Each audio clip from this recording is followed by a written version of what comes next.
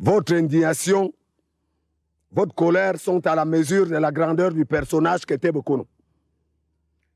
Personne ici présent ne pourra dire le contraire. C'était un grand homme, grand par sa façon d'être, poli, respectueux des autres, prêt à servir, prêt à aider, lent à se fâcher. Vous l'avez vous-même présenté. C'était un homme de bien. On dit souvent que les morts deviennent bons. Ce n'est pas vrai pour Bokono. On ne dit pas du bien de lui parce qu'il est mort, mais parce que c'était vraiment un homme bien. Toute sa vie, il a voulu faire du bien. Ça fait 4 ans qu'il était à la retraite. Qui d'entre vous a demandé du secours à Bokono et il n'a pas donné un coup de main? Je ne crois pas qu'une seule personne de ce village puisse dire qu'elle a entendu Bokono insulter un jour. Non, jamais. Il ne savait même pas cela.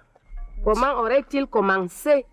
Est-ce que quelqu'un lui a demandé de l'aide un jour et il a refusé? Jamais. Jamais. Et sans lui, je serais paralysé à ce jour. C'est lui qui a payé tous mes frais d'hôpital. Il suffisait d'aller cogner à la porte. Quelle que soit l'heure, on était sûr qu'il allait se lever. Il a même accompagné ma femme à son dernier accouchement. À plus de 8 kilomètres d'ici. Il était 2 heures du matin. Moi-même qui vous parle, il m'a donné 50 000 francs lorsque je suis allé épouser ma jeune femme là. J'ai dit bien donner, hein, et non prêter.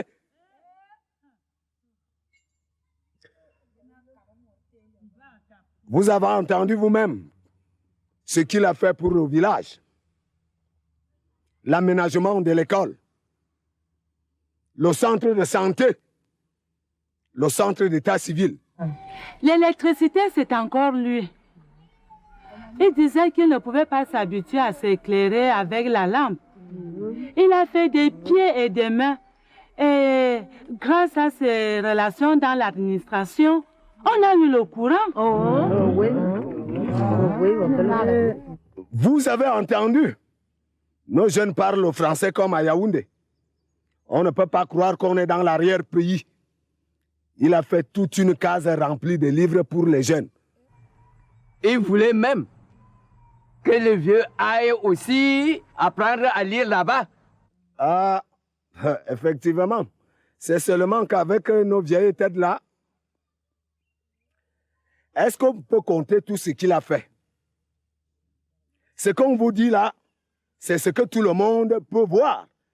Ce qu'il a fait pour chacun, si on se met à vous raconter, la nuit va nous trouver ici.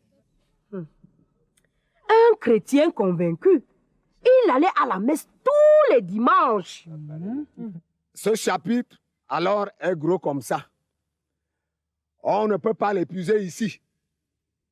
Je vais juste vous prendre un exemple. Il y a eu un congrès ici, il y a 2 ou 3 ans. Un congrès des protestants. Mais Bokono s'est personnellement engagé. Il a participé financièrement. Il disait que Dieu est le Dieu de tous. Il a accueilli les gens chez lui. Certains ont même dormi là. C'est un tel homme que vous nous accusez d'avoir tué. Sommes-nous devenus fous? Avons-nous perdu la raison? Au lieu de nous regarder les uns les autres pour savoir si c'est tel ou tel qui a tué Bokono, portons nos regards vers le Très-Haut.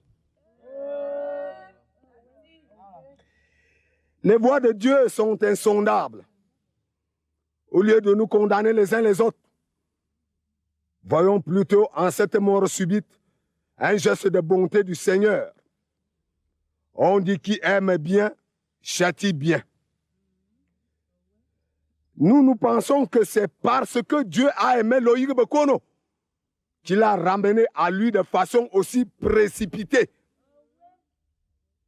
Dieu a voulu protéger son agneau. C'est vrai que Bokono était un homme de bien, un bon chrétien. Mais peut-être que Dieu lui-même a vu que s'il le laissait un jour de plus sur cette terre, la fameuse terre que nous piétinons, il ferait quelque chose de regrettable. Vous savez que l'âge finit par avoir raison de l'homme. Quelqu'un peut être bon dans sa jeunesse, mais en vieillissant, il devient aigri, acariâtre, coléreux, etc. Ce que nous ne voyons pas, Dieu le voit. Ils sont de l'intérieur de l'homme. Sûrement donc, pour ne pas donner à Bokono l'occasion de gâter le bien qu'il a toujours fait, Dieu a préféré le retrancher de notre monde. Dans ce cas, sa mort n'est ni punition, ni scandale, ni acte de sorcellerie, mais un immense geste d'amour de notre Seigneur. Une image me vient en tête. C'est celle d'une petite fille qui prend la première communion. Elle porte une robe blanche, des chaussures blanches. Bref, tout est blanc, net, pur, immaculé. Toute la cérémonie se passe bien. Elle prend sa première communion, tout le monde est content. Mais au moment d'aller manger, la mère se rend compte que la sauce risque d'aller sur la robe et peut-être laisser des taches indélébiles. Elle décide donc d'enlever la robe blanche de sa fille avant que l'irréparable ne se produise. Je crois fermement que ça a été le cas de Bokono. Il était un peu comme cette robe blanche. Il était tout blanc, pur, sans tache. Notre Saint-Père a dû voir que s'il le laissait une minute de plus, il pourrait prendre des taches. Il a donc préféré l'enlever d'art pour éviter toute tache, toute souillure. Illustre Yimbam, puisse votre colère se transformer en allégresse, car vous avez engendré un saint homme. À combien de gens notre Seigneur accorde un tel honneur? La branche que vous avez implantée ici, à Yop, au lieu de disparaître comme vous le craigniez, va au contraire continuer à grandir.